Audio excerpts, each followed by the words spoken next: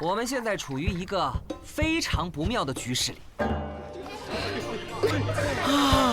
这位公子，来小弟饮杯花茶再走啊！这位帅哥，我给2位唱支小曲儿听。一不小心，我们很可能有生命危险。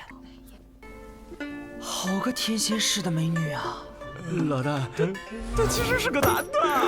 本着江湖儿女情深意长，同时也为了促进彼此团结，我可不想和叽叽喳喳的猴子一起吃。姓花的你，小弟先走一步了。南思洛老大，吉人自有天相。鬼啊！本人有一项全新提议，不如趁月黑风高夜，咱们再去石头家府上看看有什么机会，如何？你还是闭上嘴好了。大哥，你这样会被观众老爷吐槽三观不正的呀！站住！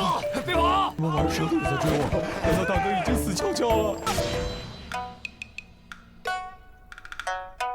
看看老大有没有留下什么遗产，大伙儿分一分，就此各奔东西吧。